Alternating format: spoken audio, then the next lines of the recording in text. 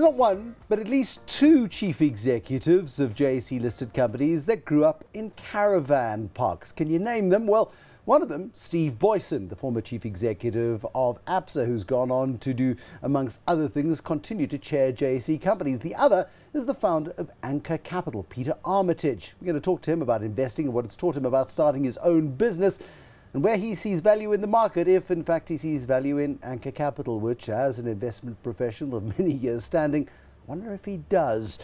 Caravan park. You grew up in a caravan park in Boksburg. In Boksburg, yeah. And it was a lovely place to be, yeah. Give me the circumstances. I mean, what were the circumstances 45 years ago? Yeah, stayed there till I was about 6 or 7 years old, and at the age of about 7 we moved off to Durban. Well, you stayed in another caravan park? No. We had a house there, yeah. With walls and everything. I mean, but it was a very happy upbringing, yeah. But how significant is growing up in a caravan park? Because we've got images, I think, of trailer parks in the United States, because that's what the movies tell us. We don't really equate trailer parks with South Africa. No, it was. Look, I was very young.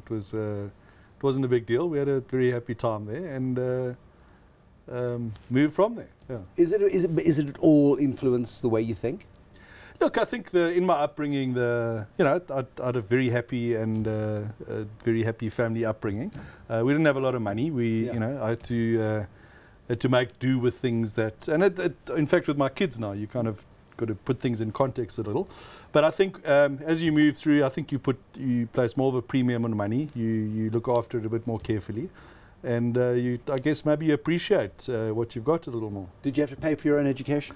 I actually got a bursary. I went to Michaelos. I had a bursary, and then in fact I had kind of a mystery sponsor, who ended up being Dick Enthoven from Hollard, who I only found out at the end of my education. So the bursary covered 75% and he covered the rest, on kind of an anonymous basis. Was there any payback ever? Did you ever have to go and work for Hollard, sell insurance policies? No, in fact the condition was, when I took it, was that I wasn't allowed to know who it was. Eventually when I finished, I asked if I could find out who had sponsored me. And I in fact met up, and he said he just wanted a phone call. So I phoned and thanked him, obviously wrote a letter. But in fact a few years ago at Spear, I saw him first time in 20 years. And he just said to me, just do it for somebody else, pay it forward. Do you? I do, yeah, but that's obviously but you do it on the same sort of basis. Oh, absolutely, yeah. I mean, it's a wonderful gift. I mean, education as a gift is absolutely crucial. You qualify then as a chartered accountant. Yes. And you go directly into the world of investments? Yeah, I tried a little bit for a year investor relations on the kind of financial side, and then realized the analysis thing really suited me. I'd spent a lot of time at university doing media and journalism and part-time while I was doing my CA. You were a rugby reporter? Yeah, and when I was 20, I was the Natal rugby reporter. That's how I paid my way through varsity. The rugby reporter died, and the editor said to me, I cover Natal rugby.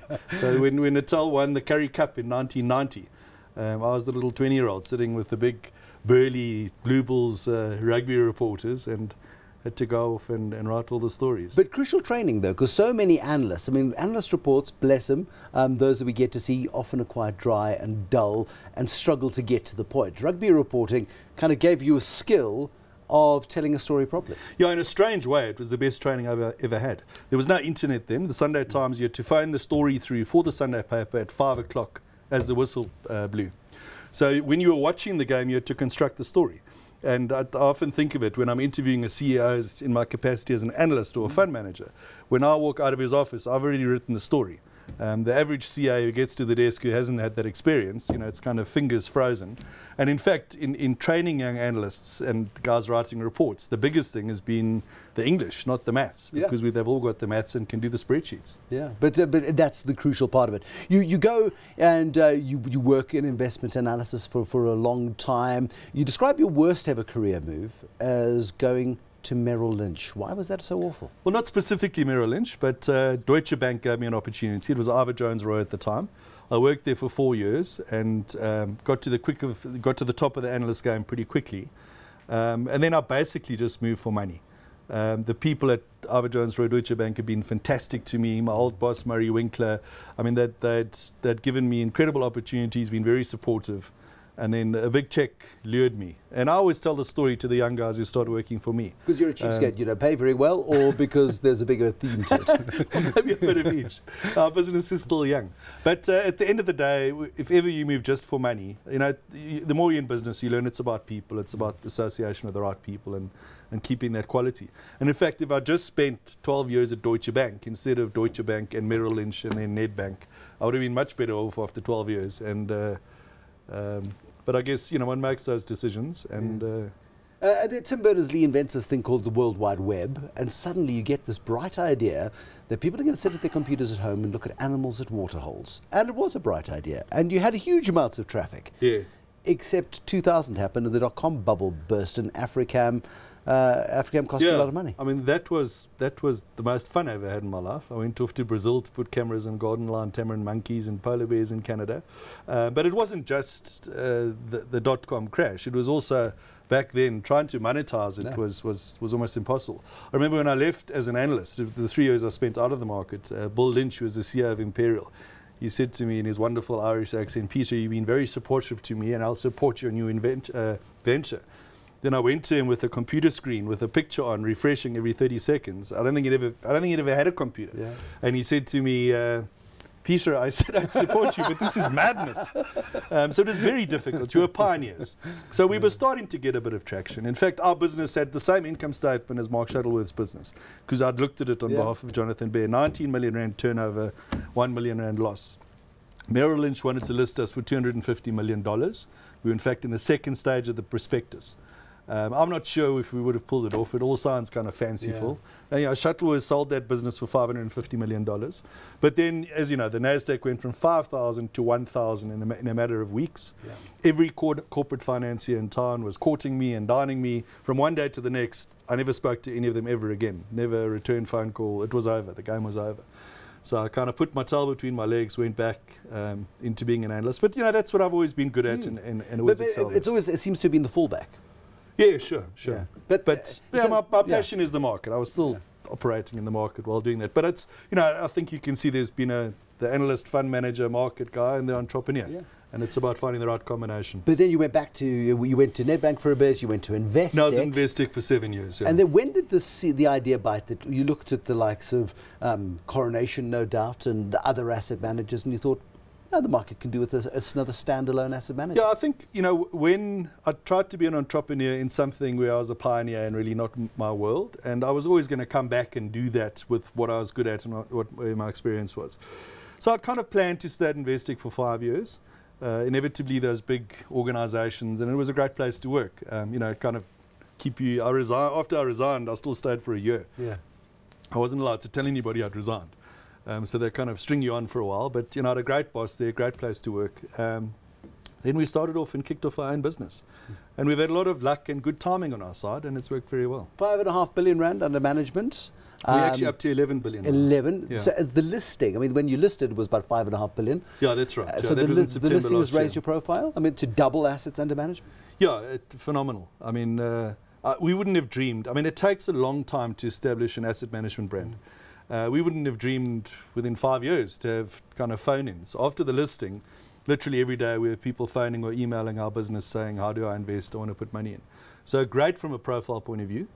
But you also got to learn. You put yourself out there as, there's one of my directors always says it's the poppy syndrome. Oh, tall poppy syndrome. Absolutely. And you want to chop your head off, yeah? Yeah, you get great support. You also realize that it's tough out there. You've got to be resilient. You listed at $2. Your share price vacillates anywhere between 11 and 12. That's an incredible growth story.